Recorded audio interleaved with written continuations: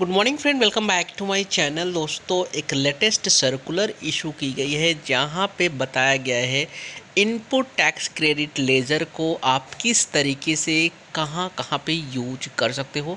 काफ़ी इंपॉर्टेंट होने वाला दोस्तों ये वीडियो। तो चैनल पर अगर आप लोगों ने फर्स्ट टाइम विजिट किया है तो सब्सक्राइब करके बेल आइकॉन को दोस्तों हिट कर लीजिएगा। ये क्लैरिफिकेशन काफ़ी इंपॉर्टेंट है आप लोगों के लिए। Whether the amount available in the electronic credit ledger can be used for making payment of any tax under the GST law. यहाँ पे बात किया जा रहा है कि किसी भी प्रकार का अगर आपका टैक्स का पेमेंट करने को है जीएसटी लॉ के अंदर, तो क्या आप अपने इनपुट टैक्स क्रेडिट के लेज़र को यूज कर सकते हो। तो आपके मन में आएगा, सर अभी तक तो हम जो 3B फाइल करते समय जो टैक्स की लायबिलिटीज़ बनती है उसे हम इलेक्ट्रॉनिक क्रेडिट लेजर के थ्रू तो पेमेंट करते हैं, यूज करते ही हैं, लेकिन यहाँ पे सर एक वर्डिंग जो यूज की गई है एनी टैक्स की बात की गई है जीएसटी लॉ के अंदर। तो जो सर आप यहाँ पे 3B के थ्रू पेमेंट करते हो उसे सेल्फ असेस टैक्स बोला जाता है, जो आप खुद यहाँ पे कैलकुलेट करते हो।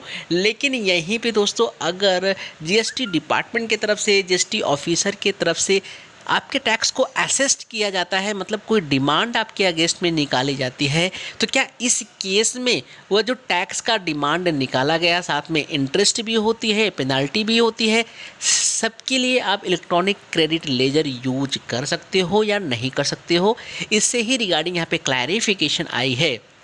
तो देखिए सर, यहाँ पे बताया गया है accordingly it is clarified that any payment towards output tax whether self-assessed in the return or payable as an consequences of any proceeding instituted under the provision of GST law। कहने का मतलब क्या है सर यहाँ पे बोला गया है कि आप अपने इलेक्ट्रॉनिक क्रेडिट लेजर का यूज कर सकते हो सेल्फ असेस टैक्स, मतलब जो आप जीएसटी रिटर्न फाइल करते हो 3B में जो आपका पेपर बनता है उसके लिए कर सकते हो। एज वेल एज यहाँ पे ये भी बोला गया कि अगर डिपार्टमेंट की तरफ से, ऑफिसर की तरफ से कोई डिमांड निकाला गया है, कोई लायबिलिटी असेस्ड की गई है, तो उसके लिए भी सर आप क्या कर सकते हो, इलेक्ट्रॉनिक क्रेडिट लेजर का यूज कर सकते हो, उसके थ्रू पेमेंट कर सकते हो। तो यहाँ पे ये क्लैरिफाई कर दिया गया है, कोई आपके पास नोटिस आ गई है, डिमांड आ गई है आपके इलेक्ट्रॉनिक क्रेडिट लेजर के अंदर, अगर क्रेडिट पड़ी है तो उसका आप यूज जरूर कर सकते हो वो टैक्स लायबिलिटी की पेमेंट के लिए, ओनली टैक्स लायबिलिटी, क्योंकि सर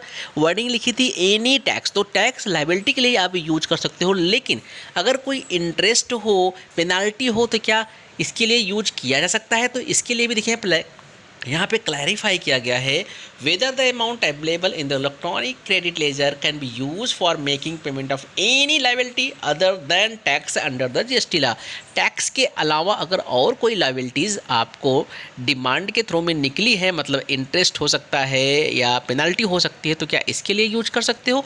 तो यहाँ पे बोला गया है as per sub section 4 section 49 the electronic credit ledger can be use for making payment of output tax only under the CGST act, IGST act can not be used for making payment of any interest, penalty and fee। यहाँ पे clear कर दिया गया है, कोई interest की, penalty की, फ़ी की अगर आपको पेमेंट करनी है तो आप इलेक्ट्रॉनिक क्रेडिट लेजर को यूज नहीं कर सकते, ये आपको कैश में ही पेमेंट करना पड़ेगा। ओनली टैक्स का पेमेंट कर सकते हो, टैक्स चाहे सेल्फ असिस्ट हो या डिपार्टमेंट की तरफ से डिमांड निकाला गया हो, उस टैक्स का आप पेमेंट कर पाओगे। तो एक काफ़ी इंपॉर्टेंट सर्कुलर यहाँ पे इशू किया गया है। चलिए दोस्तों, मिलते हैं फिर नए वीडियो के साथ, तब तक के लिए जय हिंद, जय Bharat. Thank you for watching.